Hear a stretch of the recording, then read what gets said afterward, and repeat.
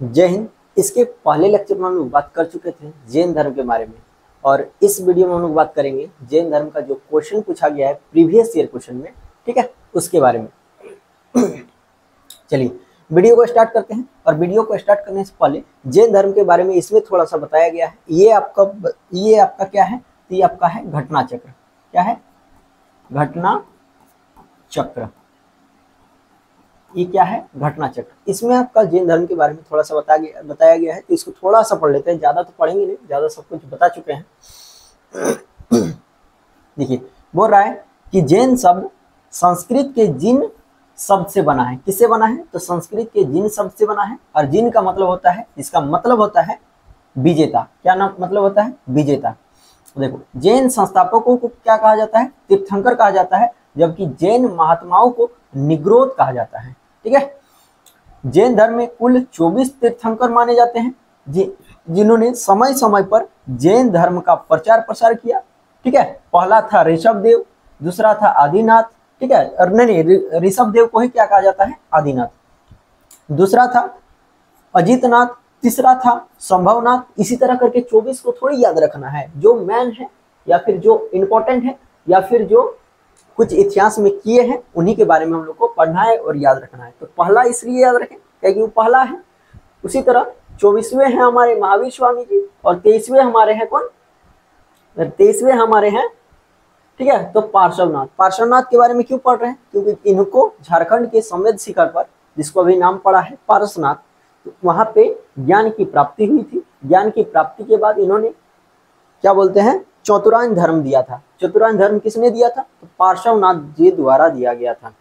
सब चीज के बारे में पढ़ा चुके हैं, आप लोग इसको पढ़ सकते हैं। ये देखिए, ये देखिए, इस सब के बारे में पढ़ सकते हैं। ठीक है, पूरा विवरण दिया गया है। चलिए इसका हम लोग डायरेक्ट क्वेश्चन में आते हैं। क्वेश्चन आपका यहाँ से शुरू होता है। क्वेश्चन नंबर 1 बोल रहा है कि जैन धर्म के संस्थापक कौन है? लो बताना है जैन धर्म के संस्थापक कौन है। और जैन धर्म के, और हम अपने से पूछ रहे हैं कि जैन धर्म के वास्तविक संस्थापक कौन है। जब हम इसका लेक्चर ले रहे थे तब हम आपको चिल्ला चिल्ला के बताए हैं कि जैन धर्म का वास्तविक संस्थापक किसको कहा जाता है। देखिए यहाँ पे पूछ रहा है कि जैन धर्म के संस्थापक कौन है। तो जैन धर्म के ऑप्शन नंबर ए में है आर्य सुदामा, दूसरा में है महावीर स्वामी, तीसरा में है पार्श्वनाथ, और चौथा में है ऋषभ देव। तो इसके जो पहले तीर्थंकर थे उन्हीं को तो संस्थापक मानेंगे ना। तो पहले तीर्थंकर कौन थे? हमारे ऋषभ देव जी। कौन थे? ऋषभ देव जी। तो इनके जो संस्थापक हो गए जैन धर्म के, कौन हो गए? ऋषभ देव। यानी ऑप्शन नंबर डी, दिल्ली वाला डी। कब पूछा गया है? यूपी पीसीएस मैथ्स 2010 में पूछा गया है। इसी तरह क्वेश्चन है कि जैन धर्म में, दूसरा क्वेश्चन है कि जैन धर्म के प्रथम तीर्थंकर कौन? ले भाई, जैन धर्म के प्रथम तीर्थंकर कौन है? तो कौन है? हमारे ऋषभ देव। कौन है? तो हमारे Rishabh Dev. Option number B, Bihar वाला बी। कब पूछा है? जो छत्तीसगढ़ पीसीएस 2013 में, जो 2000 यूपी पीसीएस में पूछा है 2010 में, उसी को चिपका दिया है 2013 में। क्वेश्चन नंबर 3 बोल रहा है कि जैन धर्म, ठीक है, जैन तीर्थंकर पार्श्वनाथ निम्नलिखित स्थानों में से किससे संबंधित थे?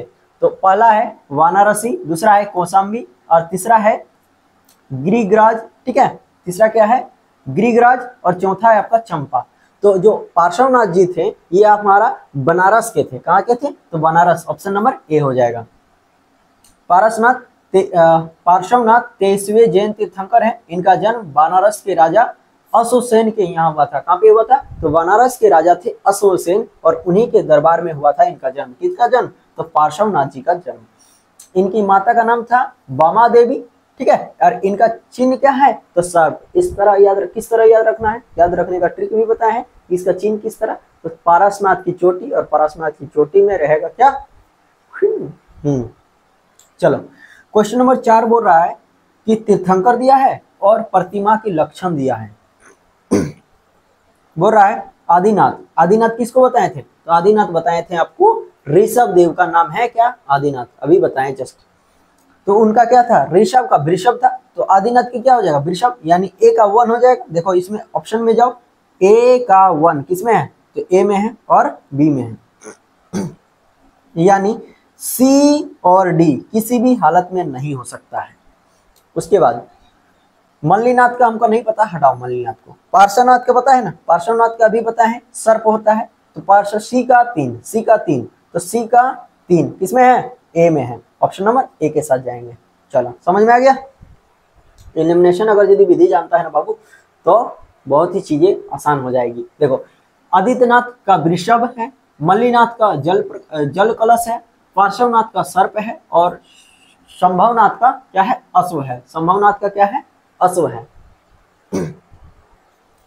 नेक्स्ट क्वेश्चन, क्वेश्चन नंबर 5 बोल रहा है कि सूची 1 को सूची 2 से मिलाना है। सूची 1 में हमारा तीर्थंकर जी दिया गया है और उसके संज्ञान दिया है, मतलब वही प्रतिमा या फिर लक्षण या फिर चिन्ह दिया है।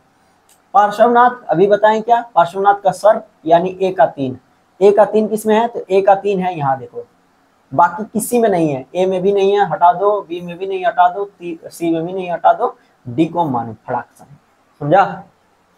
चलो पार्श्वनाथ का सर्प है, आदिनाथ का वृषभ है, आदिनाथ को ही क्या कहा जाता है, तो ऋषभ देव, ऋषभ देव का है वृषभ, और महावीर स्वामी का हमारा सिंह है, और शांतिनाथ का हमारा हिरण है। शांतिनाथ का क्या है, हिरण है। शांति एकदम हिरण शांति रहती है।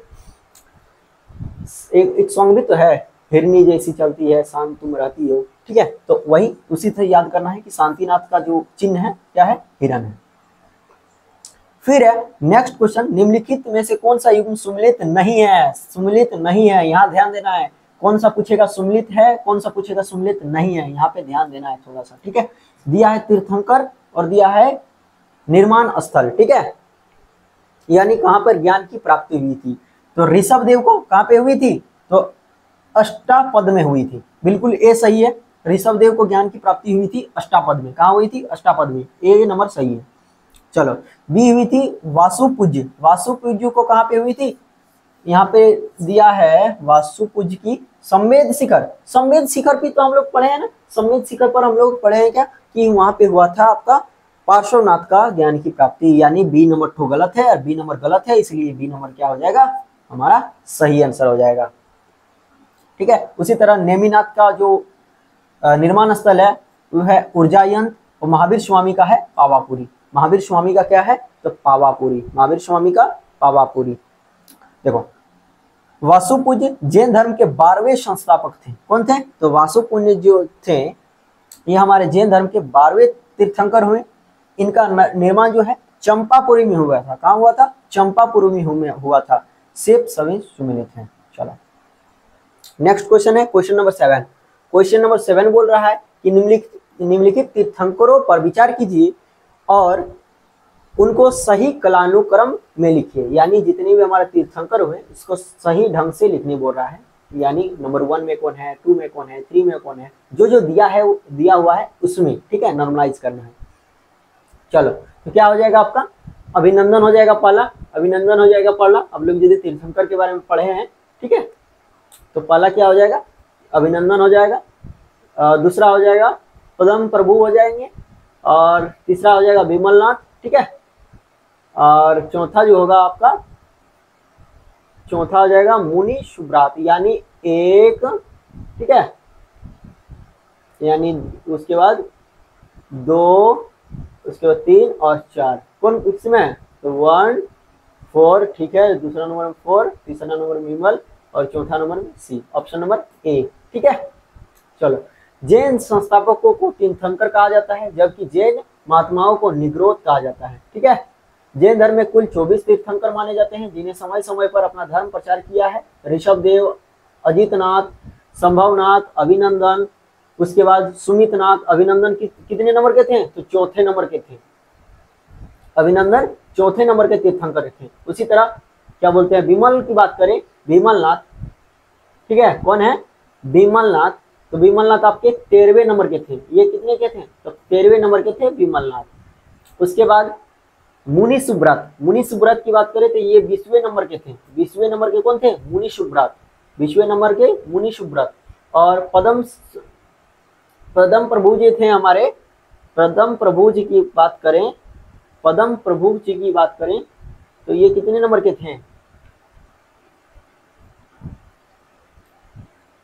पदम प्रभु कहाँ गए, 1 2 3 4 5 6 चंद्रप्रभा,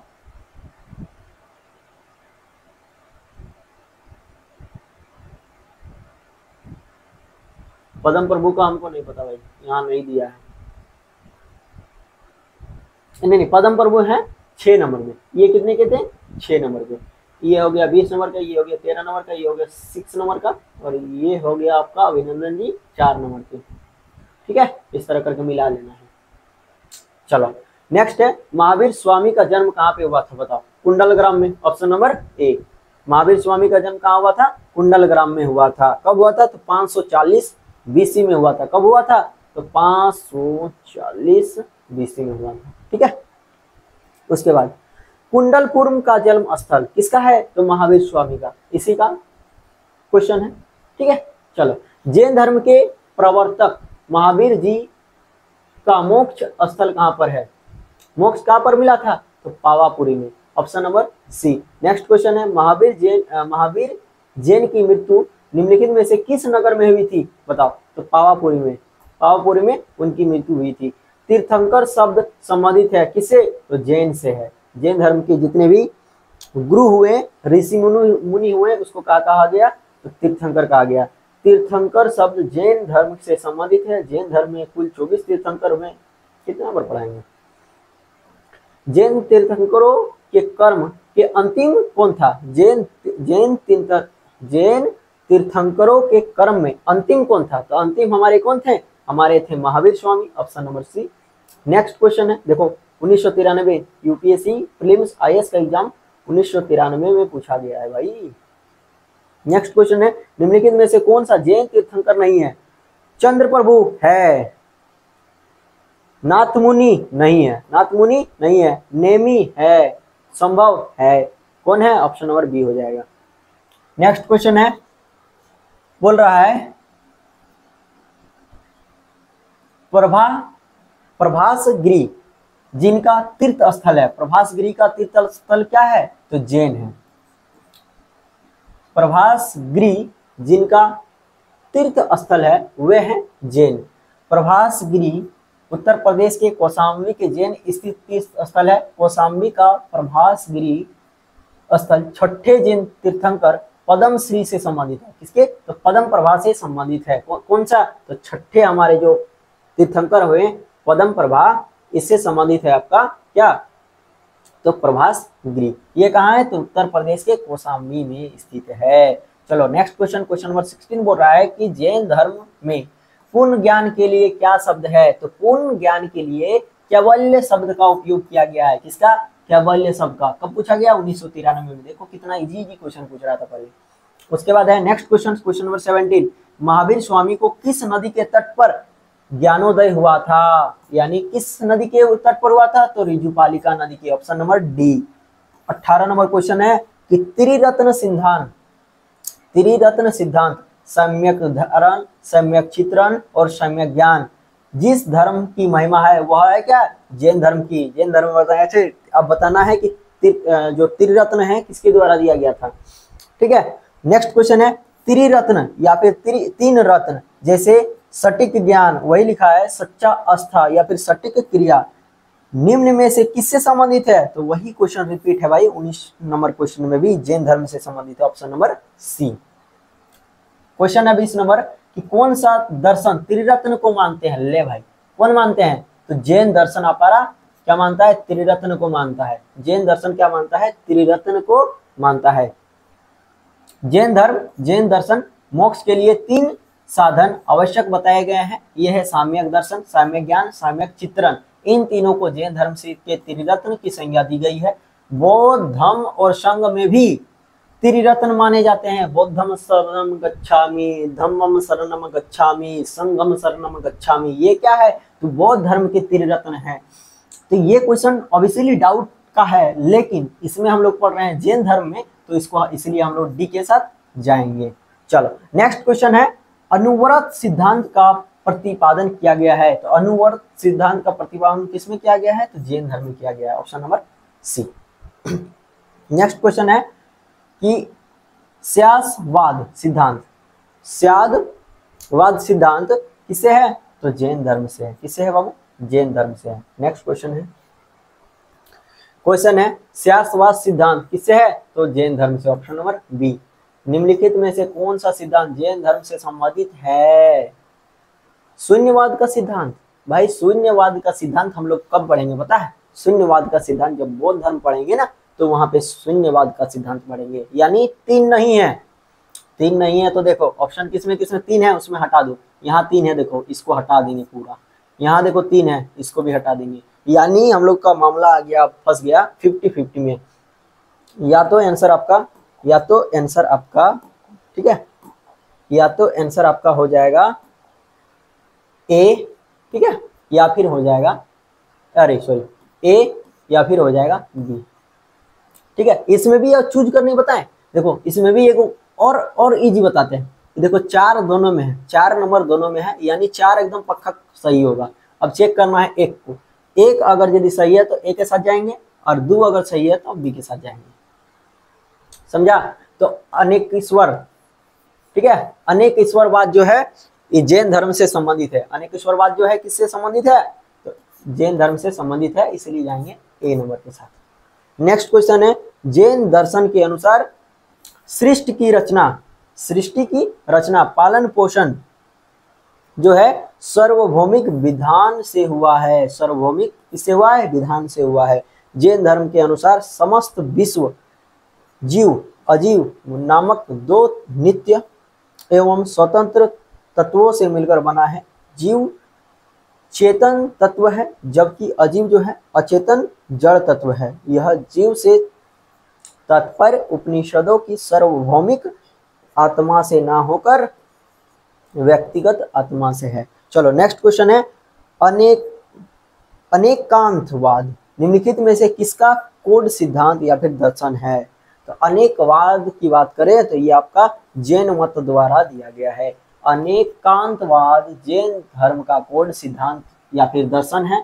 इसे सप्तसंधि सिद्धांत भी कहा जाता है। किस क्या कहा जाता है? सप्तम भी सिद्धांत कहा जाता है। क्वेश्चन नंबर 27 बोल रहा है कि निम्नलिखित में से कौन सा धर्म विश्व विनाशकारी प्रलय की अवधारणा में विश्वास नहीं करता है? तो ये जैन धर्म में नहीं करता है। कौन सा धर्म, ठीक है, कौन धर्म नहीं करता है? तो जैन धर्म नहीं करता है। क्या नहीं करता है? तो विश्व विनाशकारी प्रलय की अवधारणा में विश्वास नहीं करता है। जैन धर्म में ईश्वर की कल्पना नहीं की गई है। इसके अनुसार जगत की सृष्टि नहीं की गई है। यह संसार नित्य और शाश्वत है। इसमें किसी भी समय प्रलय नहीं होता है। जैन धर्म में कहा गया है कि जो विश्व है इसमें किसी भी समय प्रलय नहीं होता है या फिर नहीं होगा, क्योंकि इसकी सृष्टि की रचना जो है भगवान ने नहीं की है। कौन माना है? जैन धर्म वाले ने माना है, हम नहीं माने हैं, हमको दोष मत देना। नेक्स्ट क्वेश्चन है क्वेश्चन नंबर 28 बोला जैन धर्म का आधारपूर्ण बिंदु क्या है? आधारभूत बिंदु क्या है? तो अहिंसा बताए थे कि जैन धर्म में बताया है कि अहिंसा का पालन करना है, अहिंसा नहीं करना है, ठीक है। तो अहिंसा जैन धर्म का आधारभूत बिंदु है। जैन धर्म में साम्यक चित्र अंतर्गत परिजीवकों अथवा तपस्याओं के लिए अहिंसा, सत्य, ठीक है। उसके बाद अस्तेय, ब्रह्मचार्य या फिर अपरिग्रह नामक महाव्रत की व्यवस्था की गई है। क्वेश्चन नंबर 29 बोल रहा है यपनीय किसका संप्रदाय है? तो यपनीय आपका जैन धर्म का संप्रदाय है, option number B. Next question 30 number question है, बोल रहा है कि भारत की धार्मिक प्रथाओं के संदर्भ में स्थानकवासी संप्रदाय का संबंध किससे है? तो जैन मत से है, ठीक है। नेक्स्ट क्वेश्चन है क्वेश्चन नंबर 31, बोल रहा है कि निम्नलिखित में से सबसे पूर्णकालिक जैन ग्रंथ है। तो पूर्णकालिक जैन ग्रंथ क्या है? 14 पूर्वा बताए हैं कि 14 पूर्वा नामक जो बुक है या फिर पुस्तक है उसमें जैन धर्म के द्वारा दिए गए सभी वचन को रखा गया है सजोकर। चलो नेक्स्ट क्वेश्चन क्वेश्चन नंबर 32 बोल रहा है, क्वेश्चन नंबर 32 बोल रहा है कि प्रारंभिक जैन साहित्य निम्नलिखित में से किस भाषा से लिखे गए थे? तो अर्धमगधी में लिखा गया था। किसमें लिखा गया था? अर्धमगधी में लिखा गया था। नेक्स्ट क्वेश्चन है कि निम्नलिखित में से कौन सा स्थल पार्श्वनाथ से संबंधित होने के कारण जैन सिद्ध क्षेत्र में माना जाता है? तो संवेद शिखर का संबंध किससे है? जैन क्षेत्र से है, ठीक है। चलो नेक्स्ट क्वेश्चन है क्वेश्चन नंबर क्वेश्चन नंबर 34, और निम्नलिखित में से कौन सा आरंभिक जैन साहित्य का भाग नहीं है? जैन साहित्य का भाग नहीं है आपका थेरी गाथा। क्या नहीं है? तो थेरी गाथा नहीं है। थेरी गाथा जो है बौद्ध साहित्य है। क्या है बाबू? थेरी गाथा बौद्ध साहित्य है। जबकि आचरण सूत्र, सूत्र कृतांक और बृहत कल्प सूत्र जो है ये जैन साहित्य के भाग हैं। यानी ये तीनों हैं हमारे जैन के, जबकि थेरी गाथा है हमारा बौद्ध धर्म का साहित्य है।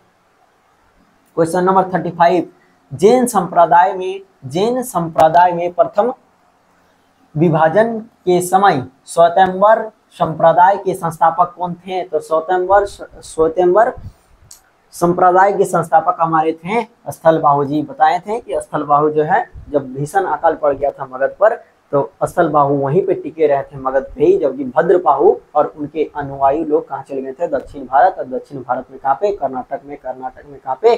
तो श्रवणबेलगोला नामक पहाड़ी पे चले गए थे। और उनके साथ कौन गया था?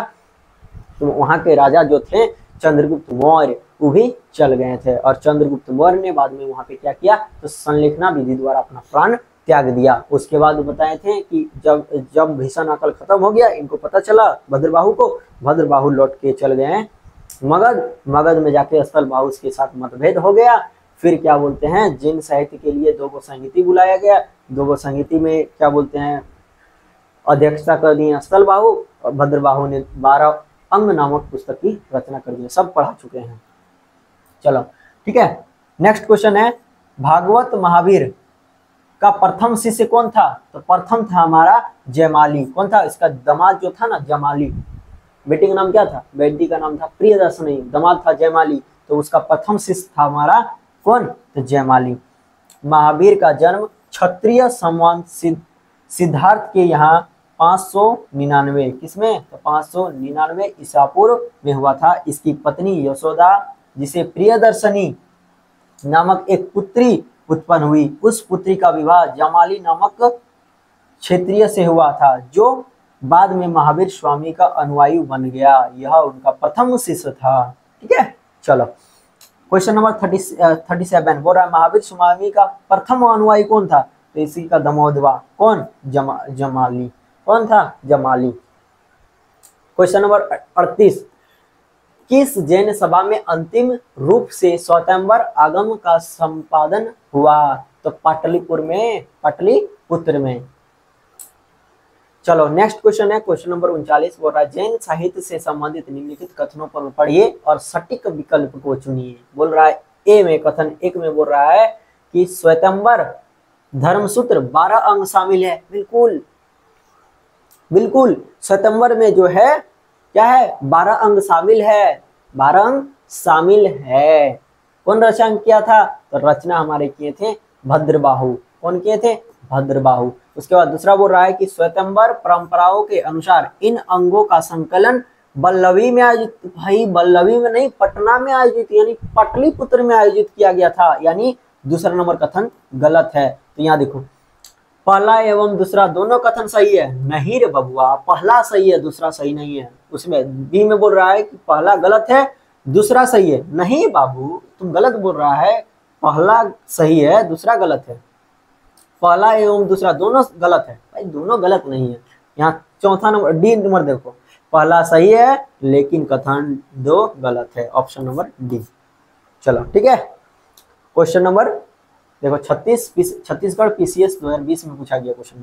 क्वेश्चन नंबर 40, क्वेश्चन नंबर 40 बोल रहा है कि निम्न कथनों पर विचार कीजिए। थोड़ा सा कर लेते हैं विचार। देखो 2003 का क्वेश्चन है, यूपीएससी प्रीलिम्स 2003 का क्वेश्चन है। बोल रहा है कि वर्धमान महावीर की माता लिच्छवी के मुख्य चेटक की पुत्री थी। भाई चेटक की पुत्री नहीं थी, चेटक की बहन थी। कौन थी? चेटक की बहन थी। लिच्छवी गणराज चेटक की बहन थी, ना कि पुत्री थी। 1 नंबर गलत। 1 नंबर जैसे ही गलत हो गया, ऑप्शन नंबर ए 2.5 सौ उड़ जाएगा, खत्म। ऑप्शन नंबर डी 1 है रहने के कारण इसको, हम तो गए सनम तुमको भी ले गए। हम तो गए सनम तुमको भी ले गए। क्यों? क्योंकि गलत है। ये गलत है तो हम तो गए सनम तुमको और ले गए। ऑप्शन। अब देखो दूसरा नंबर बिल्कुल सही है, दूसरा नंबर पढ़ना ही नहीं है, दूसरा नंबर बिल्कुल सही है, थोड़ा सा पढ़ लेते हैं हम लोग। गौतम बुद्ध की माता कलई राजवंश की राजकुमारी थी, बिल्कुल सही है, गौतम बुद्ध में पढ़ेंगे। उसके बाद बोल रहा है तीसरा नंबर, 23वें तीर्थंकर पार्श्वनाथ बनारस से थे, बिल्कुल थे, बनारस से थे। कौन? पार्श्वनाथ। इनको ज्ञान की प्राप्ति कहाँ हुई थी? ज्ञान की प्राप्ति हुई थी समेध शिखर पर। समेध शिखर कहाँ है? मेरे दोस्त के घर के बगल में, ठीक है। चलो, इसका नाम अभी क्या पड़ा है? तो पारसनाथ। चलो, अब ये 3 सही है, यानी ऑप्शन नंबर सी के साथ जाएंगे। नेक्स्ट क्वेश्चन है, देखो 2004 में फिर क्वेश्चन पूछा गया है यूपीएससी प्रीलिम्स में, क्वेश्चन नंबर 41 बोल रहा है प्राचीन जैन धर्म से संबंधित निम्नलिखित कथनों में से कौन सा सही है? कौन सा सही है? बोल रहा है ए नंबर में कि स्थलबाहु के नेतृत्व में दक्षिण भारत में जैन प्रचार। भाई स्थलबाहु के नेतृत्व में कब हुआ था? स्थलबाहु तो गया ही नहीं था पगला, ये तो यहीं पे मगधवा में बैठा था, ये गलत हो गया, ठीक है। दूसरा बोल रहा है पाटलिपुत्र में हुई परिषद के पश्चात जैन धर्म के लोग भद्रबाहु के नेतृत्व में रहे।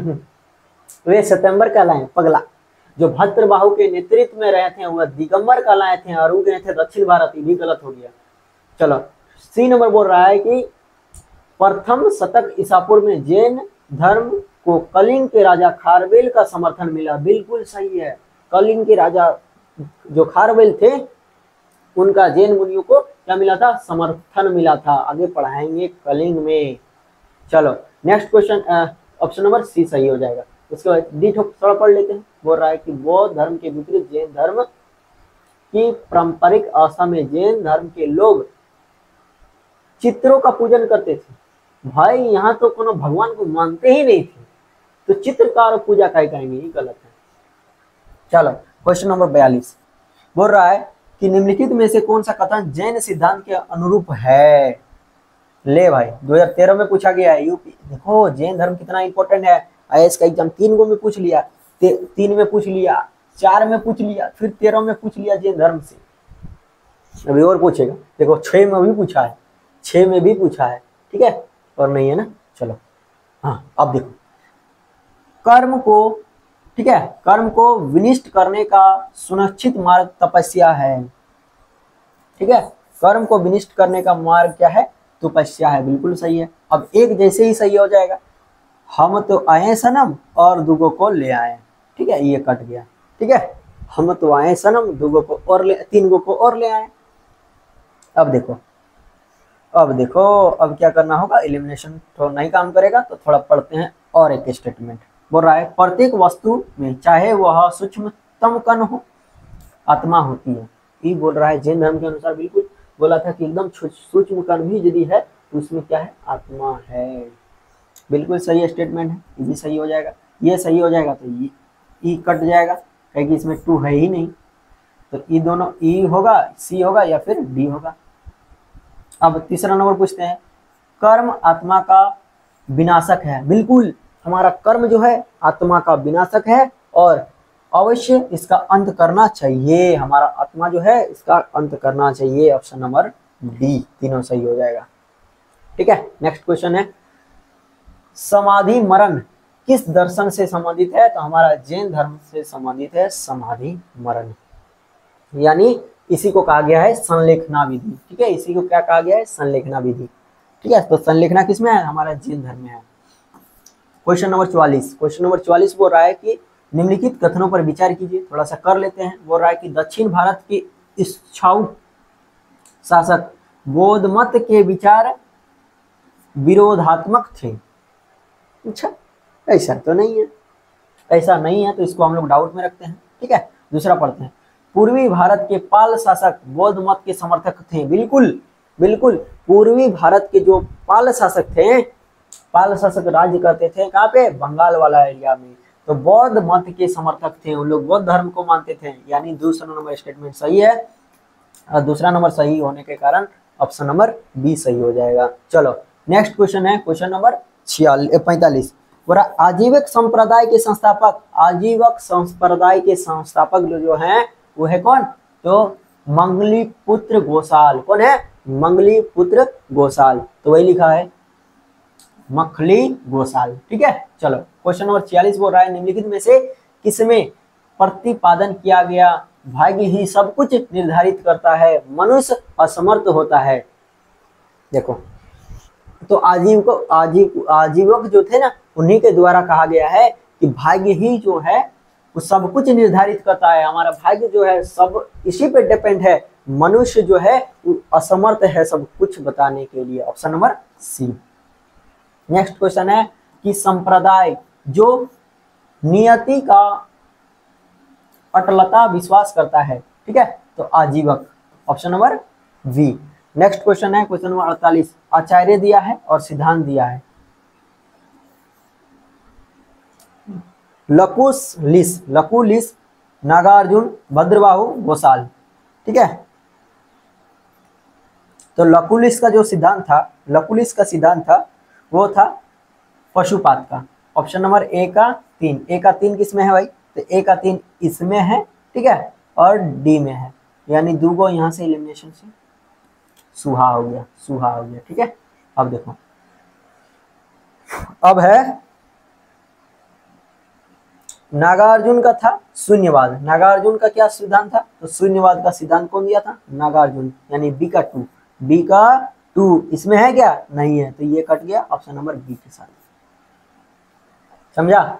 चलो इस तरह करके एलिमिनेशन करके निकालना है। देखो आचार्य जी हैं, लकुलिस जो है, लकुलिस ये पशुवाद का सिद्धांत दिए थे, नागार्जुन शून्यवाद का सिद्धांत दिए थे, भद्रबाहु जैन सिद्धांत दिए थे।